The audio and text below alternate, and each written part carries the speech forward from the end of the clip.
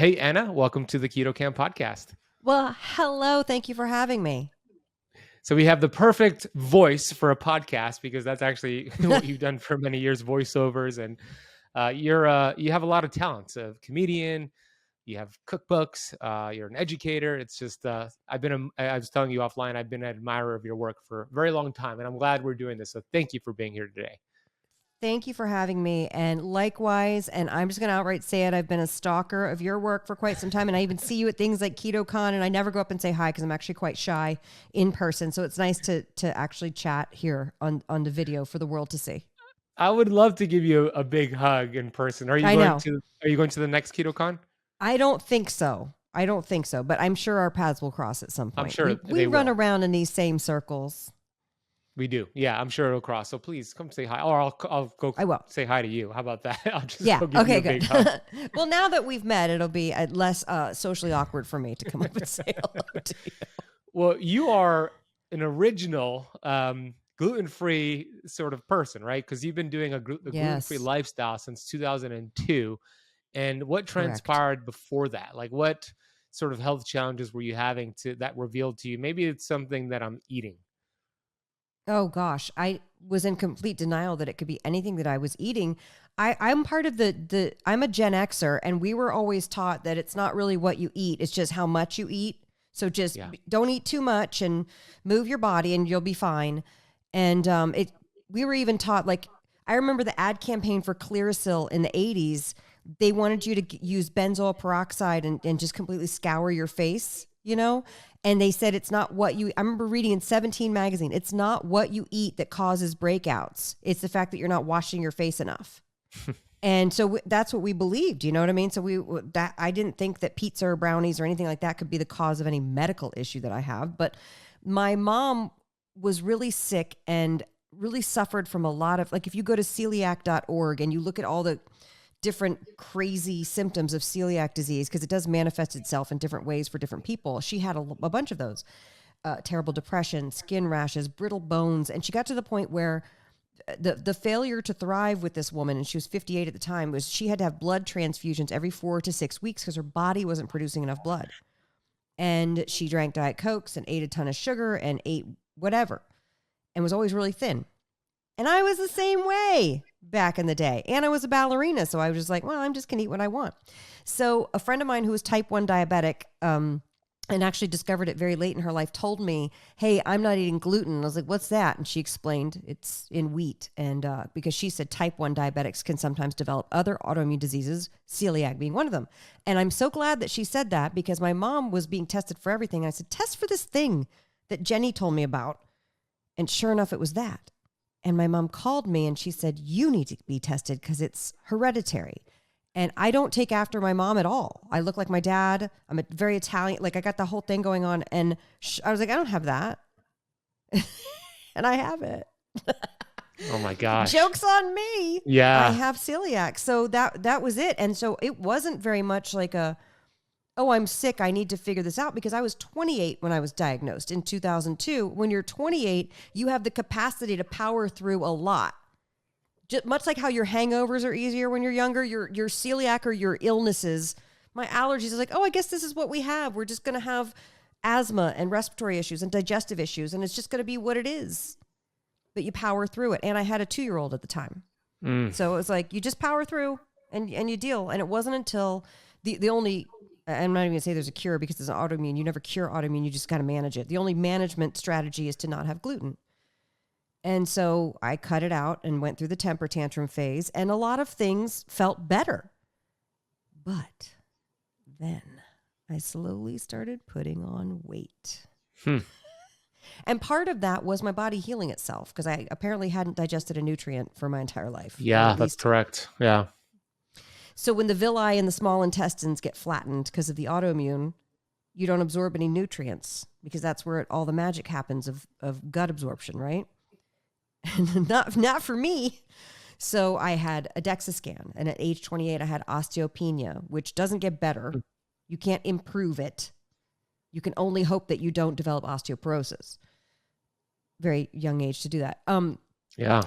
Very anemic. And I'm sure I've since tested for other malabsorption issues. And I do have an issue with my gut not absorbing nutrients that well. So part of it was that I started eating and healing my body. And then part of it was that I was determined to make delicious gluten-free things because what was currently on the market in 2002 was trash. Yeah. And I was like, I'm going to make yummy stuff like whoopie pies and red velvet, this, that, and the other thing, and a gluten-free donut. Lord willing. I never actually figured that one out. There's no such thing as a good gluten-free donut. Sorry. Actually, no. The donut plant in New York City makes the one gluten-free donut that I've had that's decent. Oh, really? Well, have you heard? There's also a company called Fossil Fuel Donuts. It's the only gluten-free donut. I have heard of them. People love them, and I haven't had that one yet. Yeah. Okay. I'm gonna have to try it when I'm gonna do a little splurge. So now I don't eat carbs very often, so I wouldn't even have the donut very often. However, back then I was making everything and blogging about it. And blogging also, food blogging was a great way in between jobs in the entertainment industry because you kind of got to wait for the phone to ring. You audition your butt off and then you got to wait for the phone to ring to get a job. So it's a great way to kind of take control and put some content out there. And then I just kind of was slowly putting on weight. And then in 2012, when I met Vinny Tortorich and he convinced me to produce his podcast and be his co-host, that's when I first heard about low carb through his NSNG, no sugars, no grains. Yeah. And I was like, this guy seems crazy. I tried Atkins in the 90s. It sucked. And I think, and when I tried Atkins in the 90s, I had such a sugar craving that I was sitting in the Publix parking lot in Atlanta eating sugar-free Jell-O in the car because I had never tried to not have sugar. And I was like 19 or 20, you know what I mean? So I was like, whatever. But his was a real food approach to eating low carb. And it really kind of resonated with me. And I was like, well, I don't have anything to lose, but some extra weight. So let's try it. And I was tired of the habit and back then I was still working on camera where you would just crash diet or whatever before the audition or before the thing that you're going to shoot. And thank God for voiceover because you don't really have to do that. True. But yeah, so that's kind of how it all came about. And then I repurposed everything that I was doing for low carb, launched the cookbooks, launched the food company, and now here we are 11 years later, and it's a totally different focus. And it's a lot of things. And now gluten-free is a buzzword, and gluten-free doesn't necessarily mean it's healthy because, as you know, a lot of companies are just riding the bandwagon. Same thing with keto. Just because it's keto doesn't mean it's keto friendly doesn't mean it's health friendly. But you were doing this before you could go to the grocery store and see things that said clearly gluten-free. You had to figure that out on your own and kind of make your own foods. Was that a challenge for you? Without having that availability at the supermarket? Well, it's more challenging if you're trying to do gluten-free but still eat grains. If you're trying to replicate stuff gluten has this magical property of elasticity that works really well in baking, which is why pizza crusts have that. They're crispy but also chewy. And sorry, I don't mean to trigger anybody who's low carb right now missing pizza. I have recipes for you, by the way. There's certain qualities in gluten that are really hard to replicate. So if you're baking gluten-free, it's very complicated and it's pain in the butt. And luckily some very smart people have come out with different flour blends that work. Because here's the thing, even though I'm low carb, you're low carb, we're mostly that slant. I don't want there to not be options for people to not be I don't want little kids who have celiac to not be able to ever have a cupcake. You know what I mean? So I'm glad that these companies have come out. I'm glad that there's innovation in food. You just got to read the labels and be really careful. But yes, back then there was nothing. I went to Whole Foods in Pasadena right after I was diagnosed, and they did have a little tiny gluten-free section in the back, and it was really dusty, and they had Pamela's cookies, and then they had this one other brand of cookies that was $17, and it was I'm telling you, it was a pouch that was it was 3 inches by 5 inches pouch of little cookies. And it was $17. And this is $2002, not like today's fiat currency that's been devalued. That was a lot of money back then. Yes. And I took one bite of those cookies and it was like I had been bit by a snake. I threw them across the room and I was like, these are disgusting. I'm going to figure out how to do this where it tastes good. I want people to come over to the house and eat stuff with me and not know that it's gluten-free or not feel like they're missing out on anything. So that's kind of flavor and taste has always been my first priority because I'm Italian and I like to eat. For sure. Yeah, that's part of your heritage. So what are some good alternatives for those who are doing keto, which is primarily my Yes. audience? What are Yep. some good flour alternatives to wheat? None. The answer is none. So no And flour. What? well, let me clarify that by saying you were talking about everything being labeled gluten-free or keto. You do have to read labels. You do have to be really careful. I call it right now, it's the keto explosion at the grocery store. I just did the Winter Fancy Food Show in Vegas for my sauce and spice company, and seeing the number of products that are keto friendly, certified keto, and all of this stuff, which is all fine and good. And I know that companies are going to capitalize on keywords that are popular right now that audiences are looking for, but there's no amount of convincing that you can tell me that a bread that has wheat flour or vital wheat gluten in it is keto. Those are two Agreed. different things. So just Agreed. Yeah. know what you're I've getting. I've spoken at conferences and there's vendors there and I look at their ingredients, Yes. of course, and it says that it's keto because technically it meets the net carb criteria to be keto, but you look Right. that it has wheat or vital wheat gluten or protein. I'm like, come on, this is not keto. It's going to be inflammatory. So I 100% agree That's with you. exactly it. The inflammation factor is what gets me. And so it's not like everybody has celiac like me, because they don't, thank goodness. But a lot of folks who come to keto and come to low carb are because the carbohydrates and the grains that they're eating are very inflammatory for their system, and they need to calm it down. But then they go and find a keto cracker that has the gluten, and then they wonder why they still feel sick or their stomach hurts, or Yeah. they're all of a sudden they wake up and the hands hurt and the knuckles hurt and the ankles hurt, and that's probably why. And so for that sort of trickery, shuck and jive that the food companies are doing, I don't like it. And I also don't want to be a dick at these keto conventions either. I don't want to be like, that company is trash. Like, Right. I'll never do that. Right, of I want course. everybody to make their living and do it and figure it out. But just know as a consumer what you're buying, what you're looking Yeah. at. So important. So important. Look at the ingredients. I teach my students that all the time. So what are your thoughts on like cassava flour, almond flour, some other flours that are not wheat based? Yeah. Okay, so there's a number of applications that you can use any of these non-grain flours. Some of them are starchier than others, the cassava, the tapioca. Hmm. What's the one? Some people are using the tiger nut flour. Yeah, that's And right. then you Yeah. and then you get more to the nuts, the actual nut flours, like the almond flour. Some people are using walnut, what's it called? Hazelnut flours. Yep. And then you get into, well, screw it. Let's just go to pork rinds and crush those up and use those. So depending on the application that you're using them, for example, if I'm making a chicken parm, which by the way, you might find a gluten-free chicken parm at a specific gluten-free restaurant. There are some in New York City and some in Seattle. And Wow. so you will find that, but you will never find a low carb / keto chicken parm at any restaurant, at least in the US. You have to make it at home. Luckily, it's really easy to make. So I personally enjoy either coating things with almond flour. You can still do the egg wash and do the almond flour. If that's still too high carb or you want to focus on carnivore, you can coat the chicken in crushed up pork rinds and do an egg wash. Just make sure you season everything. Fry it up in the pan, then you put it in the casserole dish and pour the sauce or the cheese or whatever, however you're doing it. Also, a mixture of grated up Parmesan cheese with any of those flours will help add to the flavor and the crispiness of when you fry it up, but not add to the carbs, hopefully. Parmesan's pretty good about that. But it all kind of depends on personal preference and what you like. Pork rinds, I hate the smell of, just hate. I won't eat pork rinds regular, but I love them crushed up into things. Like the pork rind pizza crust is insane because it smells to me so insane. And then you cook it and it tastes so good. You would never know that there's pork rinds in there. Wow. I haven't tried that. Is that in one of your books? That's in my second book. I also keep all of my pizza crust recipes for free up at my site because I feel like that's one of the first things that people miss when they go low carb. And I'm like, I got you, boo. I got you.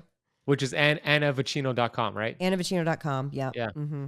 Yeah. Well, I got to try that pork It's rind really good. pizza crust. Sounds amazing. When you're And, feeling like you want the pizza, And the other it's issue great. I see in the keto space with these companies making keto approved foods, they might not have the wheat, but they have a lot of almond flour. And for some people Sure. that should be fine, but a lot of people they don't do well with the the oxalates in it. So having something like pork rinds is a great solution to the oxalate issue. Hey, I want to just briefly interrupt the video you're watching to share with you something that changed my mind. I've been in the health space for 14 years, best-selling author of 4 books. And there was a health supplement that I was recommending and taking that I no longer believe in, and that is fish oil. I know this might come out as a surprise because fish oil has been touted as this anti-inflammatory, but I'm here to tell you fish oil is actually doing more harm than good. Check this out. It's estimated that 83% of fish oil is rancid on the shelf before you even consume it. Even the best fish oil in the world will go rancid when it is consumed and mixed with your warm body temperature and stomach acids. A study showed that fish oil resulted in 4.5 months of cellular inflammation. Here's the study. It takes 18 weeks to reverse the negative effect of the incorporation of EPA and DHA from fish oil into the cell membrane.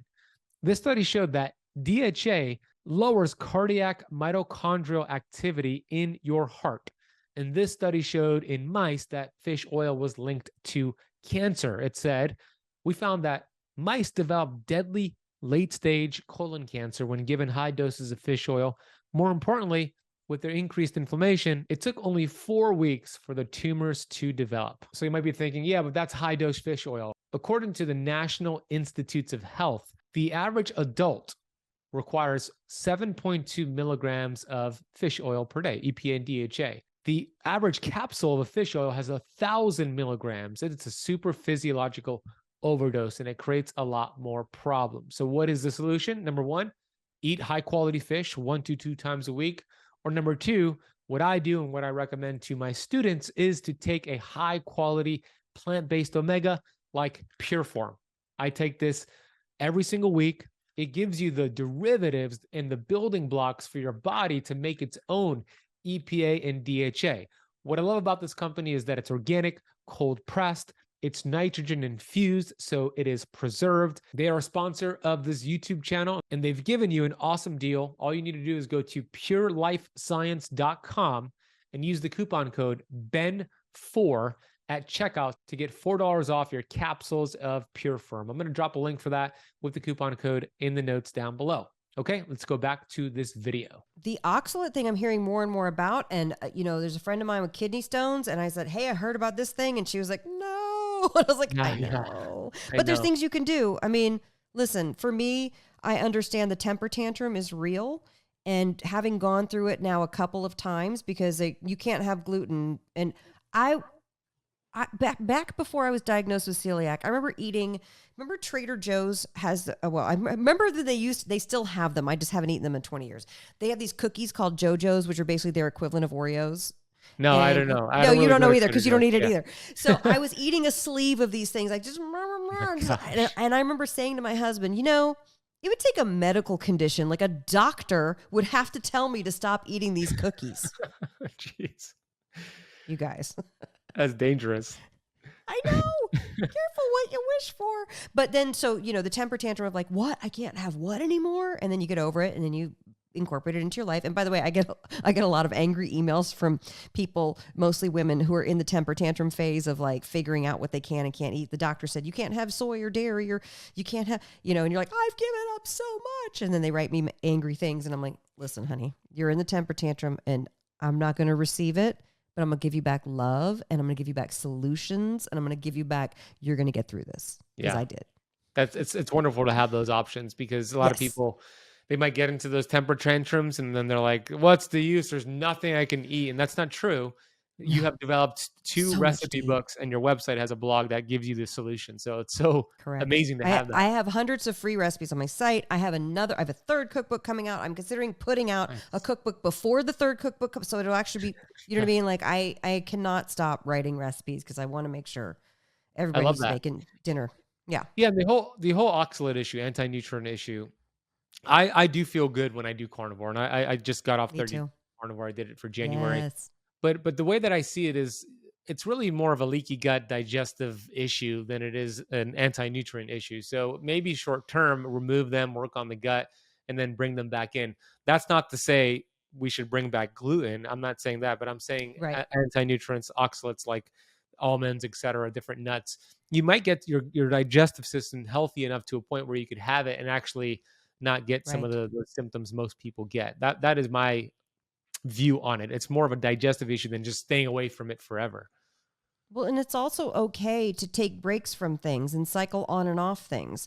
The thing is, I think that we have such a prevalence of food. We were sitting in a restaurant on our anniversary on Sunday night, my husband and And I'm looking at everybody sitting in this restaurant that we're at a steakhouse. And I was like, isn't it funny that we drive someplace and then we sit down and we have other people bring us food? Like, it's so weird because our ancestors used to have to run and go get the food and kill the things and dress it and truss it and all the things. But we drive somewhere and sit there, and then it's just all this food is brought to us. Like, it's great, obviously, but it's also like, hold on, take a breath. Just because you can, or, everything's available to you doesn't mean it's great for your body. And the thing that sucks is that some of us are married to people who can eat whatever they want, and there's 30% of the population who can eat whatever they want, and their outer body shell meat suit doesn't reflect any sort of damage. I don't know about their inner, because I can't speak what anybody's blood work is doing or whatever. And it's like, well, hey, I want to be able to eat that thing. I know you do. We understand. We get it. Understand. You can't. You can't. The way it is. And sometimes if you cycle on and off things, then you can still kind of like enjoy. Like when I went carnivore, whenever I do a carnivore challenge, it sounds so dumb. And if I told this to my 25-year-old self, I would slap me. But when I'm done with the carnivore challenge, the thing I want is a giant salad, and I eat the giant salad. And it feels like I'm eating like something so decadent. It's so stupid. But it is, because you're tired of eating the same thing for 30 days and you want to change it up. And that's a nice change. But you also don't want to be like, well, I'm going to eat ice cream, because you'll make yourself sick. You don't want to do that. Oh, for sure. And the benefit of carnivore, it's pretty simple and straightforward. Like, just eat meat. It's like steak, burgers. You save time at the grocery store. That's for sure. You save time. It keeps, you don't have to second guess. You know what you can eat, what you cannot eat. But the drawback is, to your point, it's like, it gets boring. That's my fiance. Every time I do carnivore, she's like, I'll do 7 days with you. You're going to do 30. I'll do 7 days. And I'm like, okay, let's try it again. Cause she starts doing it. She's 2 days into it, and all she does is complain. This is so boring. I can't have anything. It's like, I think with any time you make a dietary change, the first 7 days are the hardest. So it's interesting to say, I'm going to do 7 days. It's like, by day 7, you're on a roll. You should stay with it a little longer, but it's days 2 through 7. I want her to get to day 7 so she could then see, I feel so good, I'm going to keep doing it. But she hasn't gotten to day 7 yet. So we're still working on her. But that's the drawback to carnivore. It kind of gets boring. And it could be a little bit weird socially, like you're at restaurants. And I know when I go to restaurants and I'm like, I'll get this burger, no bun. I'll get this steak, no side. Like, you don't want the sides, but you still have to pay for it. That's okay. I'll pay for it, but no side. Pay for it. Right. Socially awkward. I now have my things that I say, like the burger, no bun, and if you could not bring the fries and put a little green salad, or if not, just put the burger and the bacon and the avocado on the plate, that would be awesome, and charge me whatever you need to charge me. That's what I say. Charge me whatever you need to charge me to make that happen. Yeah. And they're generally like, okay. Yeah. Although I am in California, so they're used to us eating weird stuff. That is true. Miami as well. Miami, yeah. But I like. I've had servers where like I make these crazy requests and I ask them, is this the first time somebody has made these requests? And they're like, yeah, it is. Usually they like if a server comes to the table and it's one of those servers where they could memorize the order, and there's some people like that. Not with me. They actually say, okay, let me grab my notepad, because this. Yeah, you're like twitching because you're like, please get your notepad. You're not going to remember all this. Exactly. So the next question is this. For parents, right? How do parents get their children on board to live a gluten-free lifestyle, to maybe not do keto, but just to eat healthier when they're so used to eating crap, and it's like a dramatic shift? How do you make that change in a household? I mean, I could offer advice, and then I could tell you what my experience was as a mom who raised a child who now lives in Rome and is gluten-free. So this is the $1 million question. And I feel like if we could solve this issue of how to get kids to eat healthy, we would be multimillionaires. Like that would be, because every parent struggles with this, and watching their kids. It's really easy when things are going off the rails with kids to want to just micromanage every single thing that they're doing. It's also really easy to want to look away and not look at what's happening. Let's say your kid is traditionally thin and doesn't show any medical issues or weight gain. It's also really easy to go, they can eat whatever they want. It's fine. Because we have that preconceived notion in our heads that thin equals healthy, right? Yeah. So it's like you want to walk the line, and you don't want to be stuck in either camp, really. You don't want to be berating, because kids don't listen. Do not berate your children, and especially mothers, do not berate your daughters. It is not a helpful conversation to have. I'm not a therapist or a psychologist or any of those things, but I do know you cannot berate your children. Think about your own health journey and how you had to kind of come to it towards your own. Yeah. So I will say what has worked in my household, because I wound up raising the ultimate, what they call a noodle nugget child. What does that mean? Noodle nugget means they eat chicken nuggets and pasta, and that's what they eat. Wow. And I started off making her baby. I always loved to cook, right? So I started off making her baby food, and then that was a pain in the ass. And then she just kind of became a picky eater over the years. And then her picky eaterness became a part of her identity. Parents of picky eaters will know. They're like, she would be like, I don't like fruit. And then everyone would go, oh, Lucy, you don't like fruit? And it would become a topic of conversation. And it was part of her identity.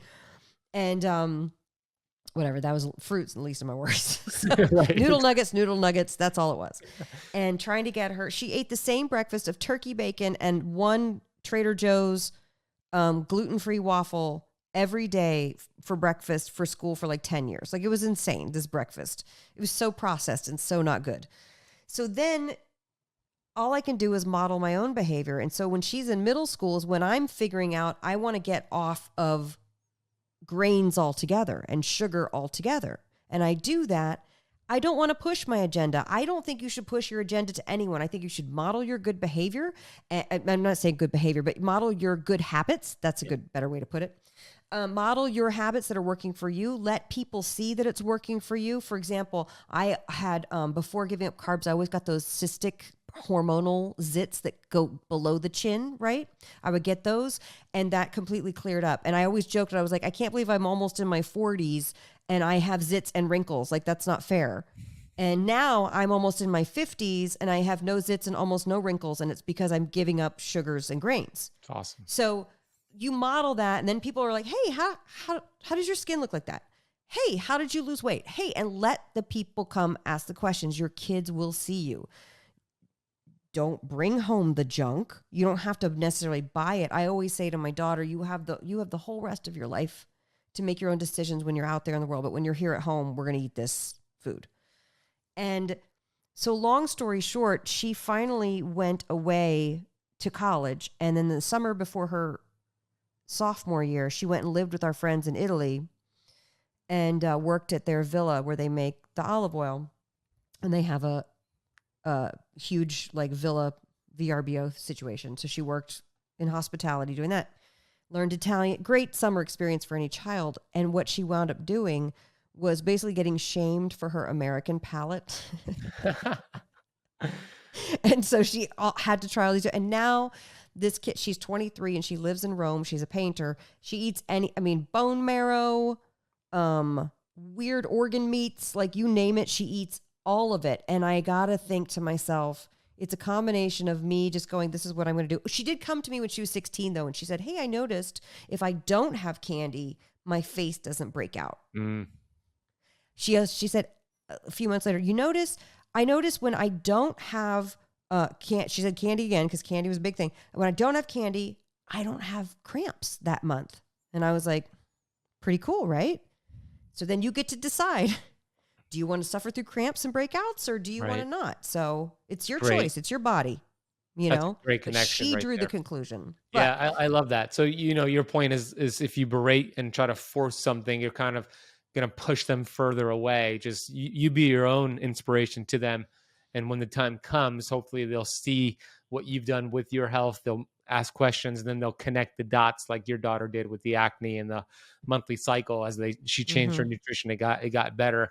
What are your thoughts on, for parents who have like teenagers, making simple swaps at the grocery store? So instead of getting like the Doritos or the Lay's or whatever chips they were getting before, they got something like Lesser Evil. They got something like Simple Mills, getting healthier swaps to put that in the pantry. What do you think about that? I think it's great. If you're not trying to keep under a certain carb count for kids, which, listen, keto's not for everybody. It might not necessarily be for kids. You guys have to decide for yourselves and your family. I mean, obviously, if there's a medical condition, epilepsy, there's a strong reason to do keto, of course. Yeah.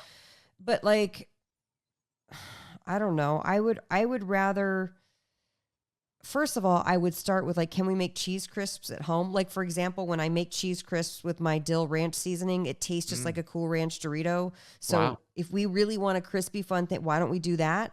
Why don't we model that behavior in the kitchen of like, hey, these are some life skills you're going to need because you're going to need to feed yourself, and eventually you'll probably have a family, whether you're a male or female or whatever in between. You're going to have other people in your life that you're going to want to know how to feed. Feeding is loving, and you're going to want to know these skills. So anytime you can actually get in the kitchen, but I guess for me personally, I don't buy the Simple Mills or the Living, what is it called? Because I know that Lesser Evil. Yeah. They have those those paleo curly Q things and the reason I know this is because I've bought that and then I just sit there and eat the whole thing mindlessly. Yeah, for sure. Because it's That'll so easy to do. Yeah. And then you're like, oh, and you wonder why your stomach feels full and bloated. And you're like, I didn't even have that many carbs, but did you? You ate the whole bag. Exactly.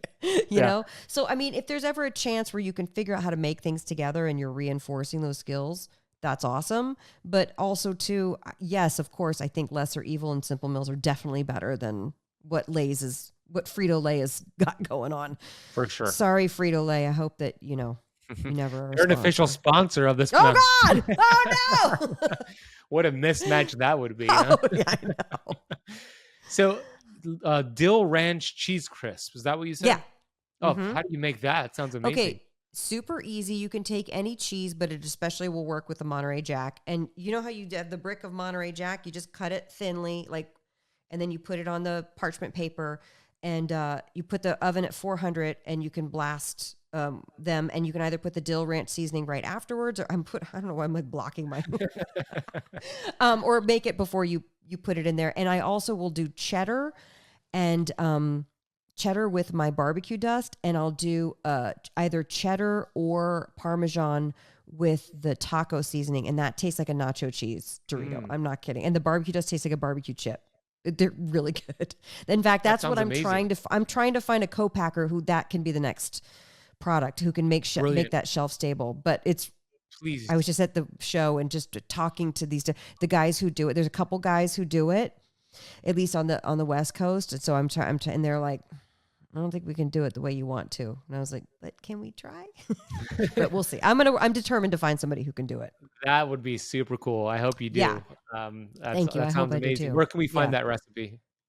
It's not, I mean, it's not a really printed, because it's just cheese simple, melted right? with some, pretty basic. Okay. And you don't have to buy my spices. You can make spice blends, whatever you have. Just make sure you read the labels, because the spice blends, they put a lot of crap in those. Yeah, they put thickeners, cornstarch, brown rice hulls, anti-caking agents, anti-slip agents, all that stuff. So let's talk about that. What are the things that we want to avoid, right? So you mentioned a few, but could you mention like maybe a little bit of a list that we could write down, like carrageenan and maybe some other things that we want to be aware of? Is it carrageenan or carrageenan? I don't know how to say that word. Either way, we want to avoid it, I think. So, I mean, and it's hard because a lot of times I'm trying to be dairy free, and you still want to have a little like creamer in your coffee, and that's a lost cause, you guys, for dairy free. Here's my solution for that, because pretty much any almond milk, oat milk, rice milk, any of those things, milk, almond milk is just almond water. Let's be honest. You just soak. It's actually more water than almond, I think, right? It is, but what they have to do to make it milk-like is put the gums and the oils and the emulsifiers in there. It's not great. It's not great, and they don't even taste that great. You guys, let's be honest. Yeah, I like things that taste good. By the way, that's why I personally don't do the sugar substitutes, the artificial sweeteners. When I'm going to make a dessert, I make a dessert. I just make it with the least amount of sugar possible to make the thing work. Because I'm a huge believer in the homemade thing, but I can't tolerate any sweeteners that are not. So when you say like the least amount of sugar, you mean like coming from like banana or honey, or where's the source? Sure. Okay, sugar is sugar, but and so coconut sugar, cane sugar, honey, date syrup, coconut nectar, which is hard to find these days. I think the one company that made it stopped making it. Shark Tank idea. There's somebody out there. There you go. Maybe that's your next thing too.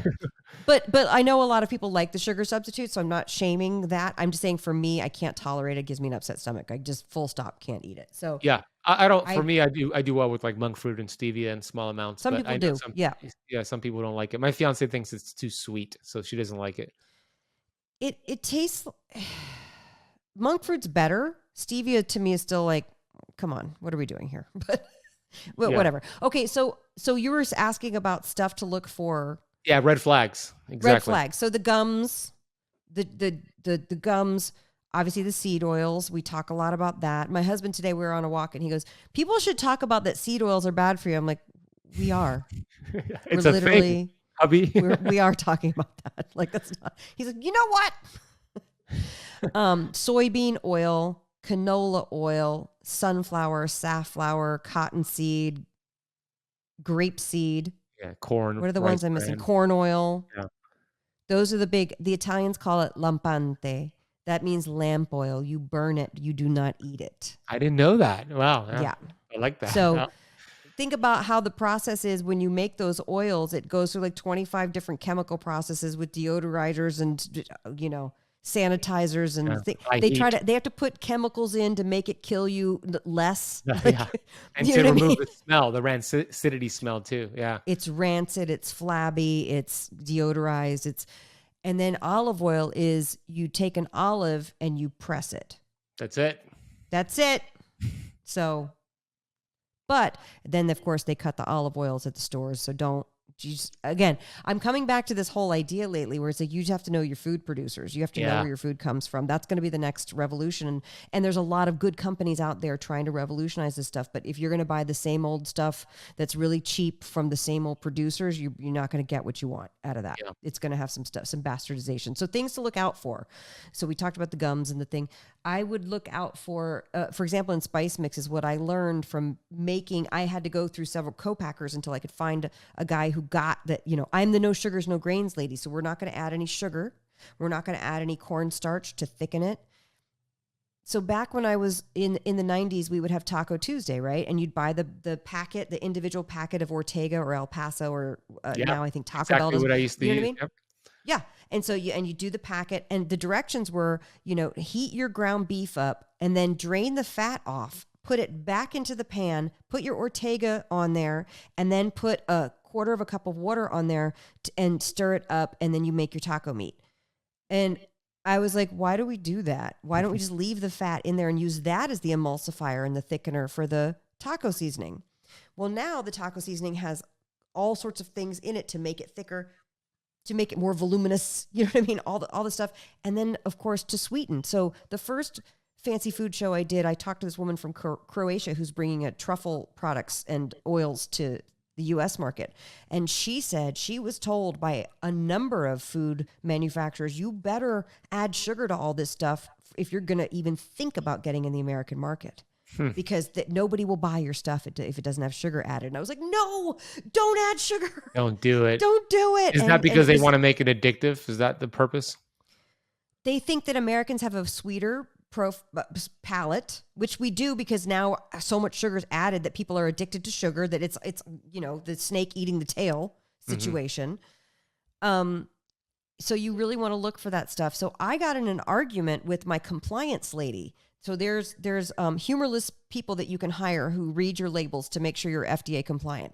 And you and I, Ben, are in the business of telling people how to read food labels. So it's really funny to talk to these people. And so one of her arguments with me is I wanted to write on the taco seasoning, no sugar added or no added sugar. Doesn't matter the wording, it means the same thing.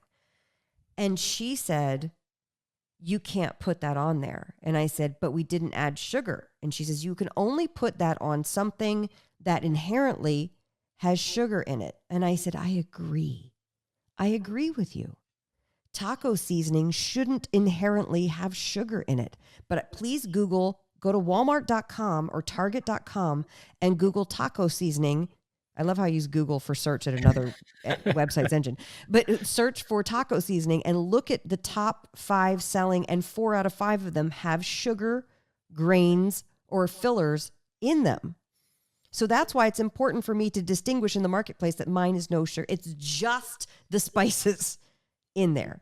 And we went back and forth about it. And then ultimately I got my way on that. I didn't get my way on some other things, but it's a give and take. Yes. I love that you did that. It's so important. The vegetable oil thing, tell your husband for sure. We talk about that all the time. We talk about it. We do. So when I go to restaurants, you probably do the same thing. I tell the server that I'm allergic to these oils. Like when you say you're allergic, they pay That's attention. bold. Yeah. That's bold though. So I it is have enough bold. food allergies that I'm too much of a pain in the butt. I can't So do it. I tell them I'm allergic. Me and my fiance are allergic. Can you use a healthier oil? But I do that, and I know it's bold. Not most people are Yeah. willing to do that. So what I developed, Anna, you're gonna love this. I Okay, tell developed me. a seed oil allergy card where I actually have it right here. And it says allergy card. Stop And you just it. show it to the server. Dear chef, I have food allergies to vegetable oils. In order for me to avoid an allergic reaction, I must avoid, and then it has the 8 bad oils in red X's. Please swap it for the alternatives. And then it says, please make sure the approved alternatives are not cut with the allergic options. Thank you for keeping me safe. So people could just show it now to their server. I am gobsmacked. That's incredible. I want to take a quick break from the video you're watching to share something with you. If you've been following me on social media or any of my online platforms, you always see me wearing these glasses. And I always get asked the question, hey, why are you wearing those tinted glasses? Well, these are blue light blocking glasses, and they are very beneficial to protecting brain function and being productive throughout your day. If you're like me, you are surrounded by artificial light every single day, from the computer screen, phone screen, artificial lights, and your brain needs to filter out the junk light. We're just not designed to filter that out, and it's a lot to filter out. So the analogy is this: if you had a computer open in a web browser with 100 tabs open in your web browser, and hey, that's probably you, your computer is going to function slow. It's going to dysfunction, and it's just not going to be optimized. But what happens if you take those 100 tabs and close them all out and just maybe leave a couple tabs open? Your computer is going to function better. This is the same thing with your brain. When you use high quality blue light blocking glasses, you filter out the extra junk light so your brain doesn't have to do so. A result, you feel better, you think clear, and you have a more productive day. And that is why I wear these glasses. The glasses that I'm wearing and that I recommend is from Bon Charge. They are a sponsor of this channel, and they make some really cool, high quality, well-researched blue light blocking glasses for the daytime, like the ones you see me wearing now, and for the nighttime that are more orange, red tinted. So at night, I switch over to those. They have cool styles like the ones you see here, and also clear frames as well. They have reading glasses. You could get your prescriptions in those glasses, and they have a whole range for you. So all you need to do to get your hands on a pair of Bon Charge glasses or any of their wonderful products is head over to boncharge.com/KetoCamp. Use the coupon code KetoCamp at checkout and save 15% off your entire order. We'll drop a link and the coupon code for you down below in the video notes. So go ahead and get yourself charged up with their awesome products. Okay, let's go back to this video. I know you would like that. So wow. And for those listening and watching, you can get it for free if you just go to seedoilcard.com. Like download it, put it on your phone or print it out, and just makes it simple so you don't have to actually make the request. Just say, here's what I'm allergic to, and it goes a long way. Those oils are so inflammatory. It's estimated that the half-life of these bad fats, the linoleic acid, is about 2 years, meaning if you remove it today, after 2 years will still be in your body fat. So you want to do the best you can with avoiding them. Tell your husband I have this card too. I think he'll like that as well. Oh my God. I can't. I'm going to tell my functional medicine doctor. She's going to go nuts over that. She's going to love that. Yeah, tell her. The website is seedoilcard.com. I'm she wants to check it out. Yeah. This down. That's awesome. Hold on. Yeah, you got to make it simple for people. It's important, you guys. This is important. So important. Stop your car. Pull over on the streets. Yeah, pull over. Seedoilcard singular, seedoilcard.com. And when I see you the next time, I'll give you a whole bunch of like the actual printed ones. But in the meantime, you could just get the PDF, and then you could save it as an image on your. Yeah, you can save it as an image on your phone, and then just show your phone to the server. It has. So that's one thing that we're not going to be able to change probably in at least my lifetime. You're younger than I am. It's up to your generation. But I feel like I don't think we're going to get seed oils out of restaurants in the States anytime soon, unless something drastic happens, because they're so cheap and so affordable. Well, so I mean, we essentially vote with the fork, right? So if we get millions of people like showing this card, they're going to make a change, because it's like, all right, this person's, it's like we have to have the alternatives because so many people keep requesting the alternative. So it's just a Good. matter of us making the request. It's a I grassroots agree. movement. So back when I first started podcasting with Vinny and people were starting to talk about grass-fed meats and pastured chicken and things like that, pastured eggs, and it was cost prohibitive to most people. And now Right. grass-fed is really, I'm not saying it's not still super expensive, but it has gone down in price Yeah. because everything's economically driven. And if we are choosing with our wallets, food producers and farmers and ranchers, they will respond in kind, and it is just going to be better for us as a people. It's better for the earth. It's better for farming practices. I would rather see these farms replaced with olive trees because Mm. that's actually happening a lot where I live. I'm 2 hours north of LA, so we're in Oh, the middle of cool. wine country, but also olive oil country because they're making a lot of olive oils now because they're figuring out, well, we can take out these almond orchards and walnut orchards that are taking so much resources, and they're actually switching them over to That's awesome. olive oil. I know it's interesting to see how, but I again, love I if the love market olive wasn't oil. there, they wouldn't be able to do it. Right, exactly. Yeah. So yeah, it's a good point with the grass-fed beef. It was a demand and now it's readily available and it's not necessarily cheap, but it is available and you can get it pretty much anywhere.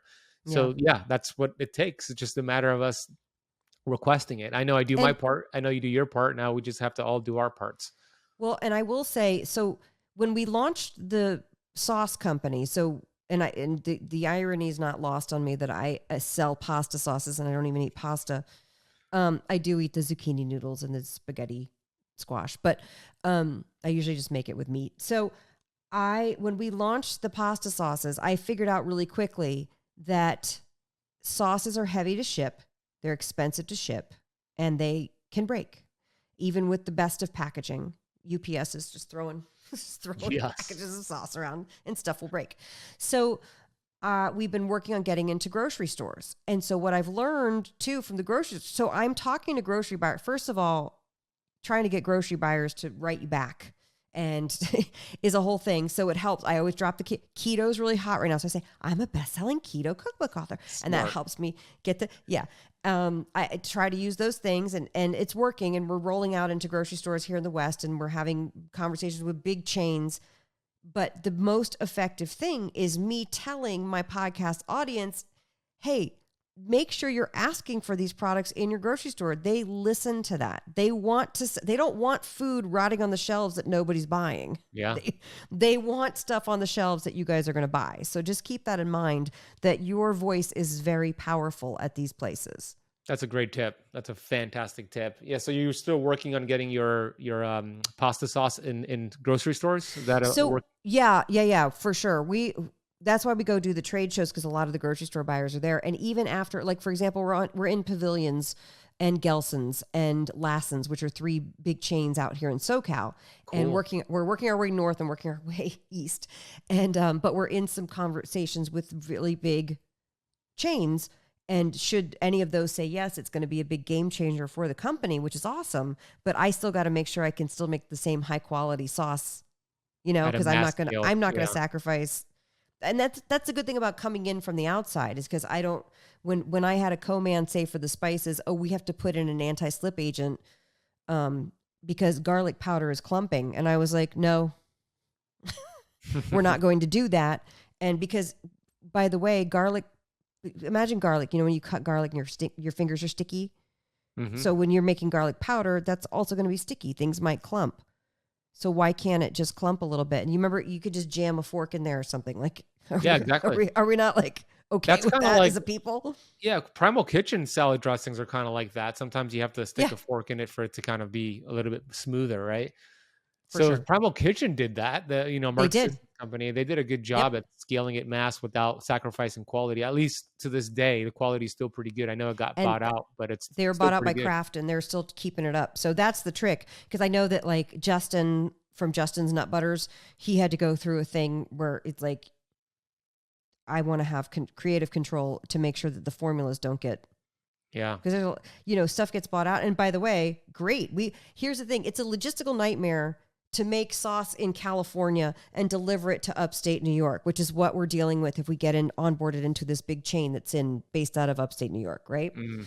And but that chain is a darling chain. Everybody wants to be in it. They want to say yes to us. We're going to have to figure that out, how to get the sauce from California to upstate New York. What's much better is if we find somebody in Pennsylvania who can make the exact same sauce it to the highest quality.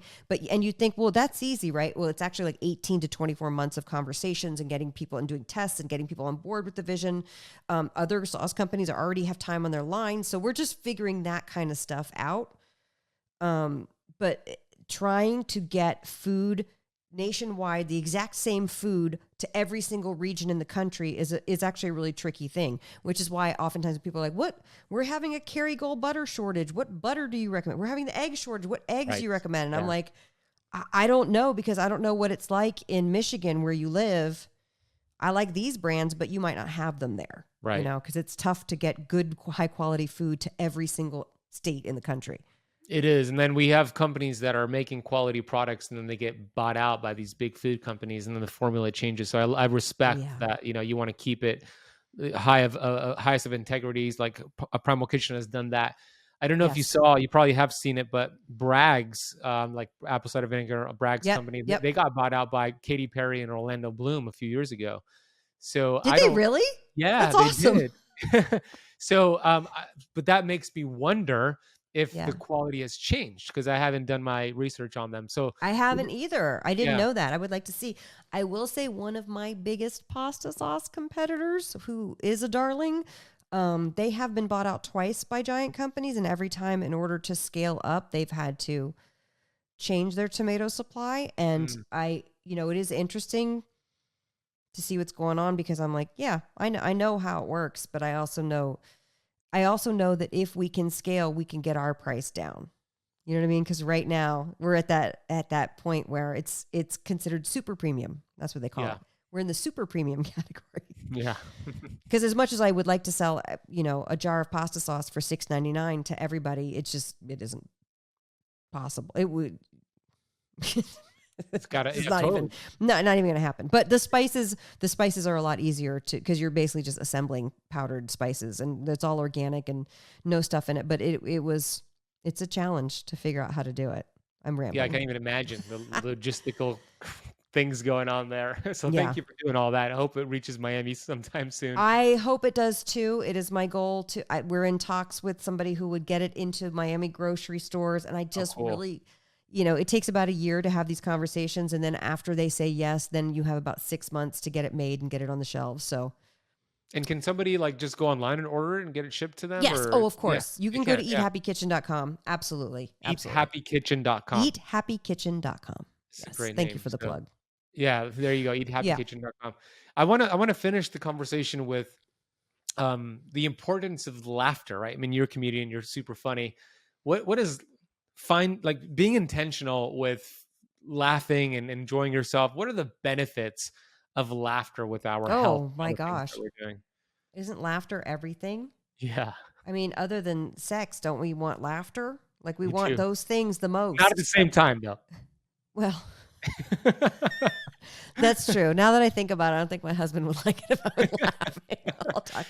Listen, my mom suffered from horrible depression. I have had, more than a few times with bad depression. I have it coming at everyone in my family is on an antidepressant. So I have it coming at me from all sides of the family. So I understand. And also too, being a comedian and being a performer and actually an introvert on my time off, I am very, what should I say, prone to darkness. Because there's no way that you can just observe the world and not feel a little bit of pain every time you do. And that's why you have to make a joke out of it. So for me, one of the reasons behind naming things Eat Happy was because when I changed to eating a low-carb way of eating, I changed my brain chemistry for the better. And so while happiness is kind of this elusive brass ring, I certainly am happier than I ever have been. And I feel confident and excited about the future. And as far as laughter goes, you should always want to laugh. I always want to laugh. And I will notice too, sometimes I work so hard that I'll laugh hard at something and I'll be like, oh my God, I feel like I haven't laughed in days. Like, what? That's not healthy. You should be laughing all the time. So yes, I'm not a scientist. I don't know the studies, but the absolute, just release that comes with laughter and joy. And I'm sure whatever those good, what is it called? Endorphins? Yeah. Endorphins. Oxytocin is one of the main ones you get. Yeah. You also get oxytocin from orgasms though. You do. Yeah. But again, you guys, reminder, don't combine laughter No, with funny. orgasms. So, do you remember that Seinfeld episode where he's like, George Costanza's like, I want to combine eating food, which is one of our great pleasures, with sex, and he tried to combine it both at the same time. It didn't work. Didn't work. No, it doesn't work. It doesn't work. But yes, laughter, you should be looking for it. Surround yourself with the people who make you feel great. I hate that cut out the toxic people thing, but you could certainly draw boundaries with the people who you feel are you maybe don't have the boundaries with. I'm a fan of personal responsibility in the sense that, like, you're toxic. I don't like saying you're toxic. I like saying I need to draw some boundaries in order for me to have a healthier relationship with this person, or to figure out how to phase out the relationship with the person. So I take responsibility for my part in it. You know what I'm saying? Totally. Yeah. Yeah. Totally. That's so respectful and smart to do that, right? It's like you want to protect your environment, protect your energy without blaming people and casting negativity to people. Just protect your space and set boundaries. And sometimes you do have to cut people out of your life if they're not willing to accept the boundaries that you are stating. And that's just part of it. But you become your environment. And your environment determines your thoughts determine your actions determine your results, right? So it all goes back to, what is your environment? Who is in your environment? What are you feeding yourself with your environment? So great tip there. Laugh, watch funny movies, watch a comedian on Netflix, go watch Anna. You're not doing any more stand-up, right? We are. We just did a show in Santa Barbara last week. I don't know. So cool. My schedule's up at, whenever we do shows, I'll put my schedule up at annavicino.com. Okay. So if you're in California, Southern California, is that primarily where you're doing your shows? Yes. Yeah. And sometimes in New York, but I'll always put it up. My husband and I have been doing a dual act about marriage. So he's also a stand-up. And by the way, don't get married if you're two comics. They're so dumb. Don't marry if you're a comic, marry somebody who's not in the business. Like, it's going to make your life easier. Just a little word of advice. And then you'll go marry who you want to marry anyway.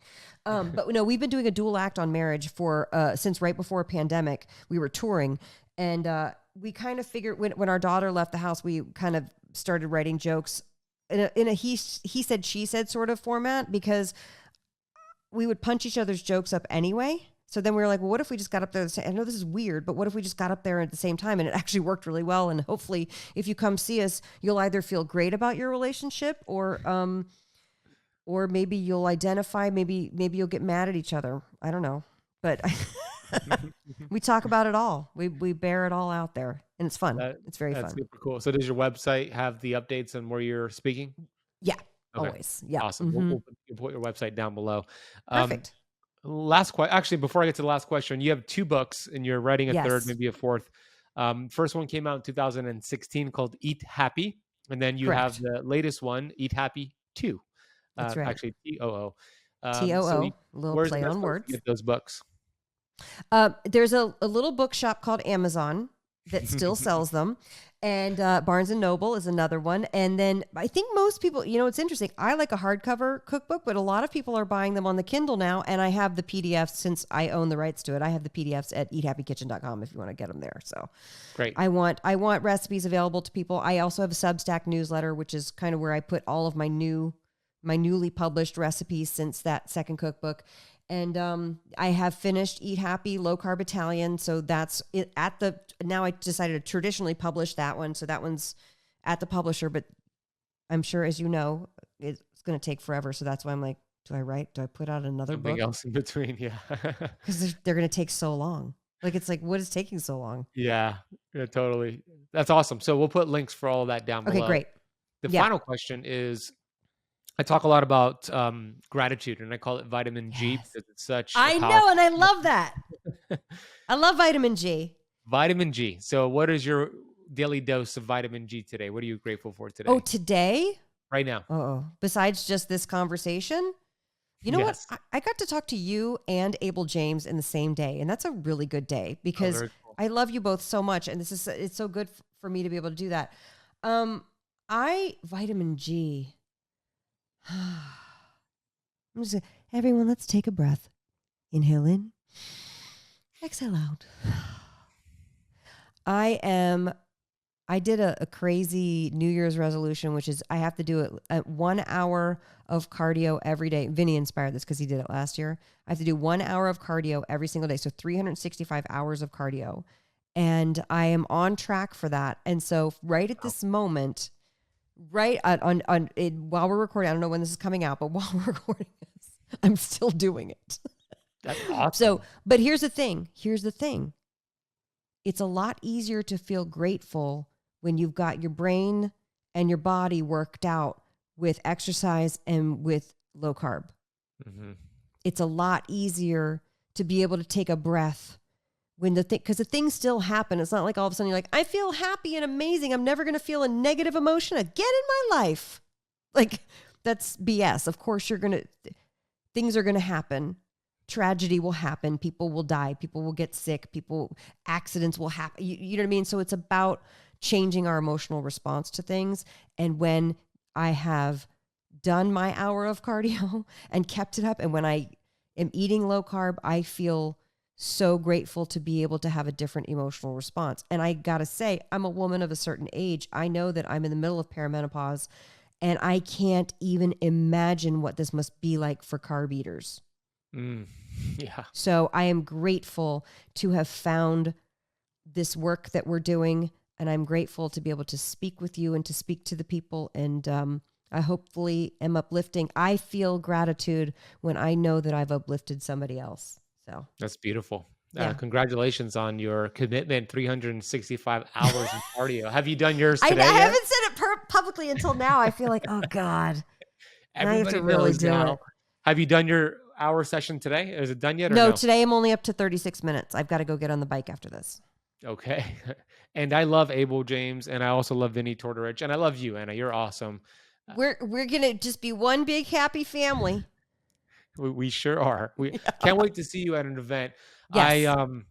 I've got vitamin G for you too. You're just very uplifting and positive, and you really helped us out because the tips you gave us today are very practical. A lot of ladies and parents listen to my show, and what you shared today is just so practical for them to put it into use right away and get a result. So we're going to put links for Anna's books down below, your website, everything mentioned. So if you're watching on YouTube, it's down below. If you're listening on the podcast, it's also down below. But Anna, I look forward already to a round 2 discussion with you, and also seeing you in person, giving you a big hug and laughing at the same time. That's right.